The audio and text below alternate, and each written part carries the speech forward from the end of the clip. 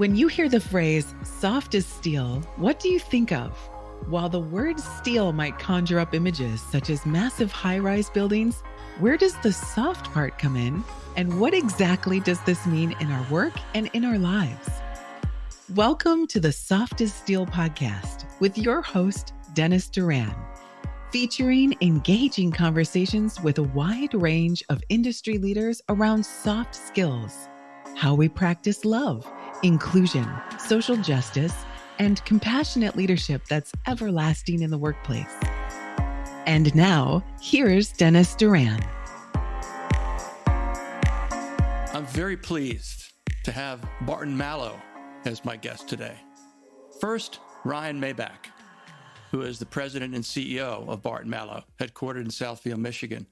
A fourth-generation builder, Ryan began his 26-year career in his family's business as an intern in the summer of 1996 and was hired full-time as a project engineer in February 1997 upon graduation from Purdue University with a construction engineering degree.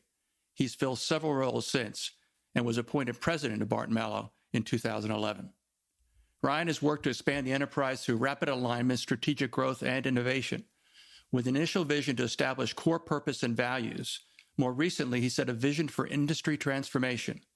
As part of this vision, Ryan led Barton Malow's entity expansion in 2020, transforming it from one company into a family of companies. Today, the Barton Malow family of companies consists of 4 entities and 5 partner firms, all operating on a culture of empowerment, continuous improvement, and harnessing the full potential of each team member. His passion for positively impacting the industry is rivaled only by his unique ability to connect with team members and serve his community. As a devoted member of the Detroit business community and active with the Business Leaders for Michigan, Ryan serves various organizations. He's been recognized with numerous accolades throughout his 26-year career at Barton Malow. He was named to Building, Design, and Construction's 2009 40 Under 40, appointed to the 2010 Young Engineer of the Year by Engineering Society of Detroit, and he's also appeared on the respective 2012 40/40 lists of Crain's Detroit Business and Engineering News Record. All of them excellent and outstanding recognitions and well-deserved as well. We'd perhaps not be having our conversation without the help of my other guest, Ethan Uhl. I met Ethan when Steve Shelman reached out to me to deliver a soft skills workshop for Barton Malow team members in Southfield, Michigan and Glendale, Kentucky. His explanation of why this workshop is happening, and I'm referring to Ethan's explanation, grabbed my attention. He said simply that part of his responsibilities as a general superintendent is to help develop and retain our talent. We recognize that soft skills are a key attribute to leadership development. And now let me introduce Ethan in his own words. I started with the laborers union right out of high school. My dad and several other family members worked for Barton Malow at that time and helped me hire in. I spent 11 years working with the tools on projects all over Michigan, the East Coast, and Texas. 4 years ago, I was promoted to general superintendent for our concrete division. My responsibilities primarily include safety, execution and development, resource planning, team alignment, and union engagement. I take an active role and represent Barton Malow at the American Concrete Institute. A highlight of my 15-year career with Barton Malow was in 2018, when I helped orchestrate our mega slab pour in Arlington, Texas, which earned Barton Malow a golden trowel and an unofficial world record for the largest indoor continuous steel fiber reinforced concrete slab. I'm so pleased to have Ryan and Ethan as my guests. Gentlemen, welcome to the Soft as Steel podcast. Dennis, thanks for having us. Thank you, Dennis. You're very, very welcome. So I don't normally start with a question that wasn't simply inspired by the introduction, although I do have to say, and I'm not trying to be overly gracious, I am inspired by both of you, just based on what in Ethan's case he said about himself, and in your case, Ryan, someone probably very ably helped you to say about yourself. But it says something very, very important about Barton Malow, and it's not the only reason why I'm wearing one of your shirts for this conversation today. I just happen to like the color, the size fit, but it wasn't that your name is all over it, really. So, Ryan, let's start with this question, which I fed you last night. What words best describe the essential values that your firm embraces every day? Yeah. Hey, Dennis, I do have to say too, this sure looks good on you. But I think specifically to your question, our stated values are integrity, partnership, and empowerment. And we go on to further define each one of those. But by and large, they're generally well understood words at face value. Interestingly, I think even as a part of the introduction, I had opportunity early in my current role to be a part of a team that revisited and revised, created those three. Went deep into our history to try to draw those out more specifically and overtly than maybe what we had in the past. And I think that's been about 12 years now, and so we're actually on the cusp of refreshing that ideology and reevaluating it. So I think to your question, what essential values, I think a word that's been pinging around in my head more frequently for the last couple of years or so, really I think a lot through just experiences in COVID, is just the word dignity, and just the concept of human dignity, the need therein, and the opportunity as well. And just that, really, if you look it up, I always enjoy looking up words, and in Webster's still have an actual dictionary that's kind of fun to flip the pages through. It just really gets to the state or quality of being worthy of honor or respect. And certainly for me, that ties into an element of faith. And I think it's a word that I do hope that people in any walk experience with us, that they feel as though that they're respected, and whatever that interaction may be. If that's a UPS driver dropping off a package in our office or our job sites, one of our own team members, or a subcontractor, whomever it is, that they're treated well. We're not perfect by no means, and so do we miss the mark? Certainly, but that's certainly the objective, is just to treat people with respect. Yeah. I think that's terrific. And I think perhaps all three of those words, or four of those words, were among the words that were displayed in your headquarters building. I took a few minutes and I literally walked around while I was at Southfield, and I did write down, and I think I made a flip chart out of it that we used in the training. And I wrote down pretty much every word that I saw. And I saw the word integrity up on the wall. I saw the word people, which I want to talk more about that in a very specific way. I saw the word inspire, innovate, reimagine, collaborate. I saw empowerment. I saw think tank. I didn't see partnership, but I'm sure that's not. Maybe I just didn't get to that part of the building, because the rest of them are all there. And of course, in researching it to find the source of what seemed like a really great quote, which is the parachute quote. I found versions of it. I didn't find the exact words, but one of the sources of it that I found was Frank Zappa said something very much like that about parachutes and mines. But I think it really I hadn't seen it before, so it really struck me. Because it speaks to what's so important to understand about trying to navigate society today. You mentioned the post-pandemic notion. We all went through an experience that we hope will be once in our lifetimes, and that was too many, and it had many effects on us. And in the construction industry, the good news, bad news is, the good news is we were considered essential in many places. So once we figured out how to add the additional personal protection for the virus, we were back to work, and that was done within a matter of, in some cases, hours, and certainly no longer than days or weeks, because of that condition. But the idea of how we view ourselves and view other people is obviously at the crux of what you're thinking and you're feeling, and how you expressed your thoughts, and particularly as you zeroed on this notion of treating people with dignity and respect. It can't be said too much. And from what little research you did about me, or maybe you had a chance to find a copy and flip through my book, to me, it's all about people. And that's one of the reasons I give credit to Steve and Ethan to take on and say, we need to do something for our folks in the soft skills area. And they found me, and I was very happy to come out and do that for you guys. But that also says something about your company and your company's culture. in a really operational way, a real practical way. Because neither Ethan or Steve are your kind of sitting around BSing kind of guys. They're both right at it. Again, I know you know them both. You probably know Steve longer because he's with the company a lot longer. But they're in the business. And they know that every day they got to do the things that Ethan talked about in his own introduction. So he has a crisp, clear understanding about what his role is and how that fits into the overall picture of being, a highly respected organization serving customers. Kudos on, and again, just the fundamental nature of taking a deep look at yourself.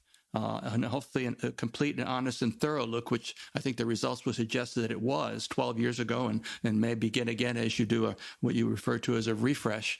But those are the right values. Those are the right words. Those are the right soft skills. Because again, we're in the construction business, but we're really not. I always say that we're really in the service business. Our service happens to be building things. And if we're in the service business, that means that we must be serving someone. And Ethan heard me talk about this in the workshop. We call them customers. They put money on the top line of the company, and we hope some money is left over on the bottom line based on how we perform. So I appreciate your answer to that first question. Ethan, so your first question, which this is really a softball question now, because I hadn't seen your introduction until after I sent this question. But I'll read it anyway, but there's probably more to it. So maybe there's something else that you want to say. So when you first joined Barton Malow, what was attractive to you about Barton Malow as a place for you to grow and advance in the construction industry? And you can't say my family worked there. No, I mean, hey, I think that's probably part of it, right? But I think as I settled into working at Barton Malow, I would have to say. What attracted me to Barton Malow and the future or the growth of being in the industry was the presence of craft people in leadership positions. One being Chuck Minkowski, who at the time was the director of operations, but worked in many different trades prior to becoming the director, and now is the COO of Barton Malow. Another one who is a little bit closer to me is John Blanchette. He was carpenter by trade and general superintendent of our concrete operations at the time. So that's to name a couple. And I'd say through the years, that's stayed pretty consistent. There's been other people that have worked their way up through the craft. Matt Lentini was millwright by trade and is now a vice president. Joe Blanchette was carpenter by trade and is now a vice president. Craig Lowell, another great leader and was carpenter by trade and is now a director in project delivery. So definitely ample amount of opportunity for not necessarily people that don't have a college education, but have learned the tools of the trade and have exhibit good leadership qualities. And I think a lot of that has to do with, credit to, our owners, our CEO, Ben Malbach and Ryan Malbach, and other executives within our company. I think they value and see the importance of, craft perspective and experience within our industry. That's a pretty damn good answer. What I like about it is it's specific. You mentioned specific people, but you surface something which is, absolutely essential, but not spoken about enough, and that is the value and importance of highly skilled people performing work, growing, coming into supervision, developing other people. Say something from your perspective, Ethan, about how Barton Malow, in an organized fashion, develops the people that they bring into their workforce, teaches them, shows them how to become better, how to grow. What are your thoughts about that?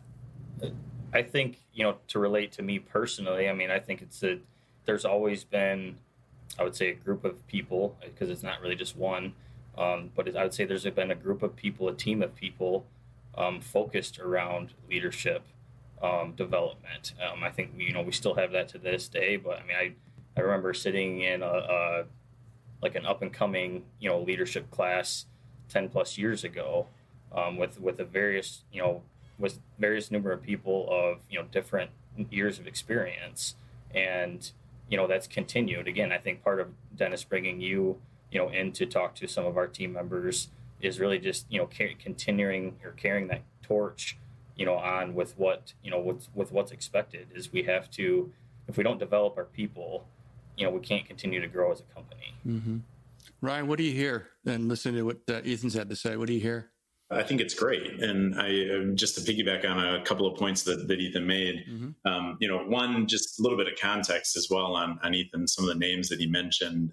And I think in a lot of ways, this is a real positive in our industry, is that it is an industry that is often multi-generational. And so, Ethan referenced his dad, Alan, John Blanchett, who he also referenced as, I believe, uncle. And in turn, there is this legacy. And in a lot of ways, that's really positive because it makes it easier to learn, if you will, through the experiences of others. And again, positive in a lot of ways. It can certainly have some of its drawbacks, especially for potentially individuals that come into the industry that don't have that legacy.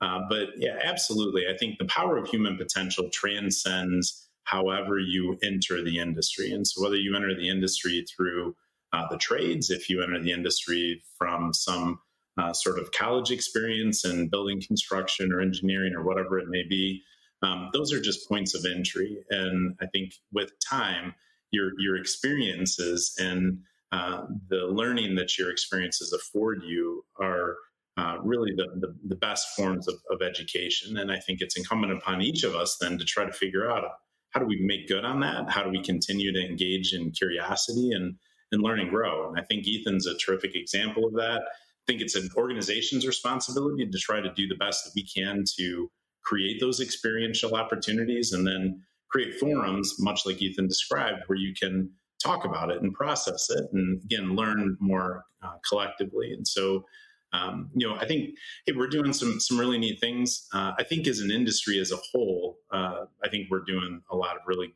good things and moving the needle towards, embracing just an increasingly broad pool of people that can see all the benefits of construction. Mm-hmm. Just one really quick aside, just to that point, when we talk about trades as a point of entry or potentially college backgrounds as a point of entry, one of a really great project engineer that I worked with ended up getting hired. She had an advertising background, started as a temporary employee, but fell in love with construction.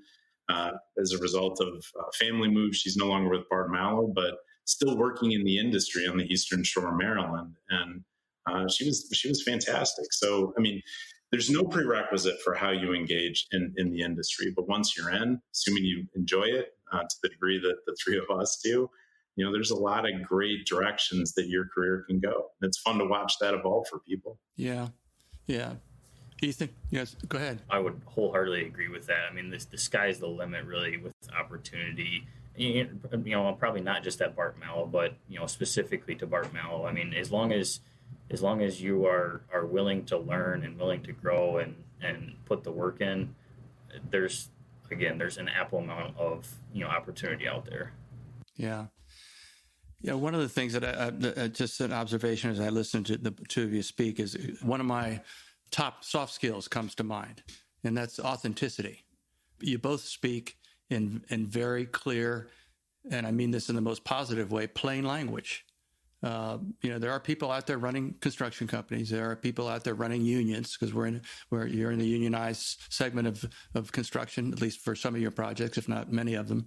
I'm very familiar with the unionized construction world, working with one of the building trades unions directly in their training and education area.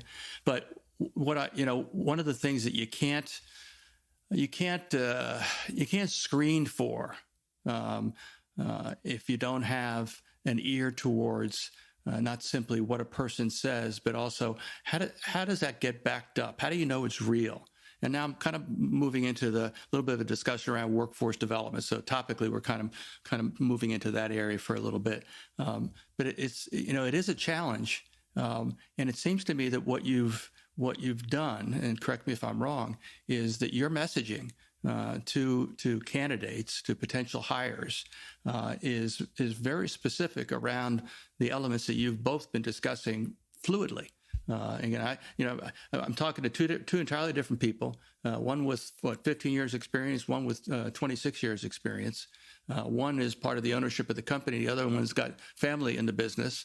And as you both know, not only is the construction industry dominated by smaller firms, particularly in the trades, at the trades level, but it's dominated by a lot of family-owned businesses that as generations come and go, they managed in some cases to just survive transition from one generation to another. But in the case of Barton Malow, what you've gone through as you continue family ownership is to thrive. And that suggests that your family values are in sync with the values of your company, and vice versa. Is that a fair observation? Yeah, I mean, you said a lot there, Dennis, and I think we could probably unpack a handful of those topics. Family business is, I think, an interesting thing in and of itself, and I think when you look at family businesses, there are absolutely some elements of points of consistency, as well as every family is entirely unique.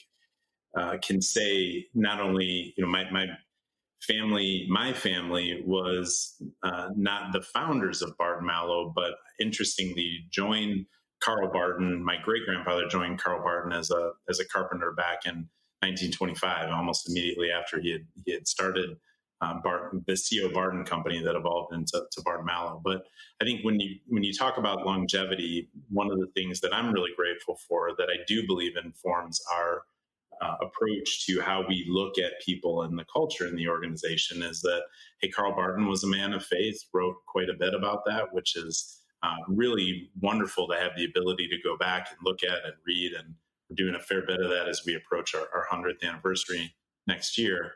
But then in turn, my grandfather, as he led Barton Malow, was also a pastor of a church. Mm-hmm. And so, I think faith has been a part of the leadership and the perspective, and certainly the culture that we've looked to try to create. I wouldn't say that it is a Christian organization necessarily, but absolutely, even the three words, the values that I mentioned, can absolutely draw parallels back to a measure of biblical premise and wisdom. Is that the only way? I'm certainly not going to say that that's the only way for any business, but it's certainly been a key part of our business, and I think it definitely informs the past as well as the future. And I think it also helps when you engage in something, and while you value that something, you value the business and you value the work that the business does. There's a bigger picture, and you can. It helps to put things in context that, again, it's just a bigger picture than just the work at hand. But I think another just really key point there is that, if you believe that people are created for a purpose, then it connects back into the point that I referenced earlier around dignity. So everyone is created for some purpose, then certainly worthy of respect. But again, the neat thing when we do talk about construction, Dennis, to your point, is yes, there is a very strong presence of family businesses, but then there's also just family legacy. And as we mentioned before, whether we can talk about the legacy of Uhls within Barton Malow, or Blanchette's, or Pinkowski's, there are several families that have been a part of the organization for multiple generations. And that's great. And it's also great then to be the point of entry for new families that maybe don't have generations in the past, but potentially have generations in the future. And we do talk a fair bit about that as well. So, yeah, I didn't know specifically, and you talk about it very clearly and very easily about the connection to faith. I think that's so important, and doesn't get talked about comfortably very often. Again, there are some things which are difficult to talk about for reasons that don't make any sense, and there are other things that aren't. But this whole notion of recognizing, my phrase is that there's a plan for me, and my plan is made by a power higher than me.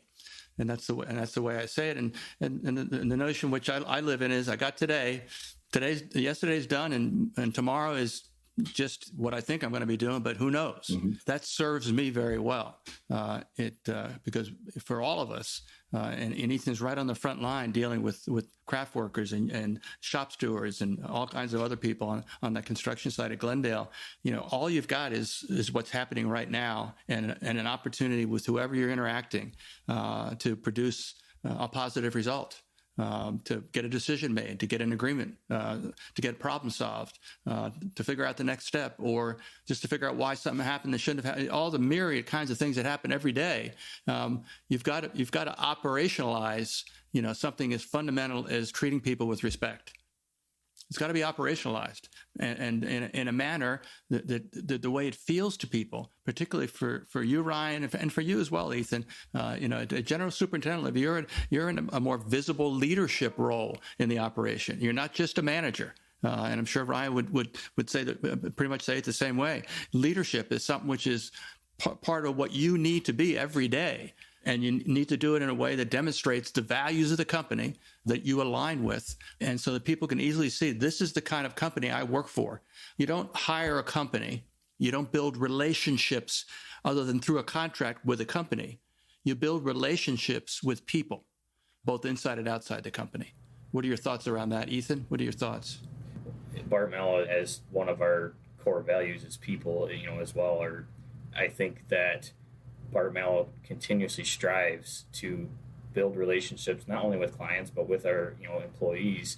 But I think they stress the importance of it's trying not to look at it as a client base. Is we want to build a relationship and get to know those people and show our true value by not just winning a project off of cost but showing them who our people are, and once they get to know those people, they understand that we are really truly looking out for their best interest. Mm-hmm. And specifically on the project down here, we've got some client remarks that they're truly impressed with how the magnitude of the job and how many people are here, but they've never once seen, or I don't want to say never once, we're not perfect, we try to be, but just how people present themselves, right? The relationships they have, the conversations that they're engaged in.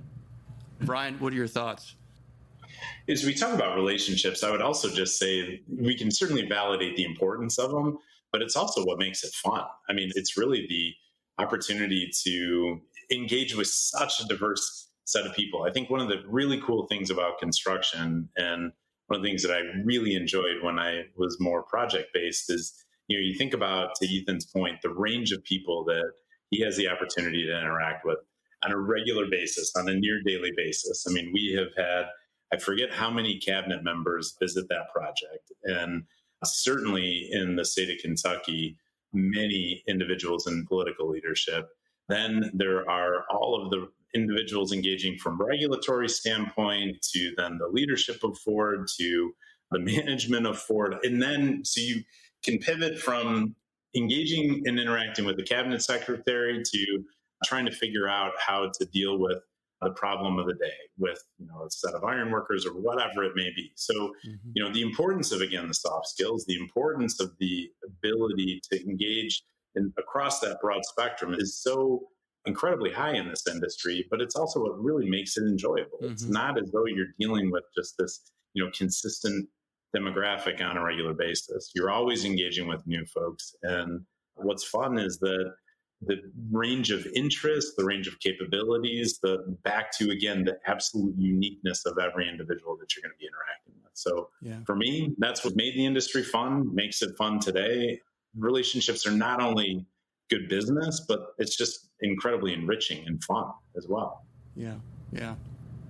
I guess you meet so many different types of people and personalities, right? I mean, with a couple thousand employees down here, not just for Barton Malow, but there's so many different personalities out there. And to Ryan's point, it does make it fun, for sure. And also, to your credit, the reason that the workshop that I suggested to you, you guys said, yeah, let's do that workshop. And that workshop was all about understanding you. And my premise is that in the world of soft skills and building relationships, and unless you really have an honest understanding about you in terms of your personality, your communication style, et cetera, it's very difficult to try to gain an understanding about other people if you don't understand yourself first. So that was kind of like a foundational kind of a workshop to raise everybody's awareness of who they are from the standpoint of their behaviors, not their technical background, not their education, not their certifications, but them as people. Yeah, so again, I give kudos to Ethan and Steve for saying, yeah, let's do that. I think that would help us. Thanks for joining us today for this episode of the Soft as Steel podcast with your host, Dennis Doran. Dennis is the author of Soft as Steel and a leading speaker and trainer for organizations across many industries and verticals. To learn more about the work Dennis is doing to activate soft skills in the workplace, contact him at DennisDuranSpeaking.com. Be sure to check out his book, Soft as Steel, on Amazon or wherever books are sold. You can subscribe to this podcast on iTunes or wherever you'd like to get your podcasts. And please remember to share this episode with your friends, colleagues, and anyone you feel would benefit from the conversation.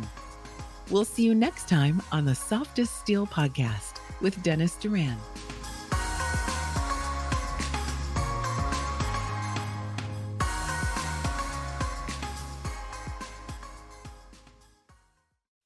Produced by Audavita Studios. Connect your voice to the world.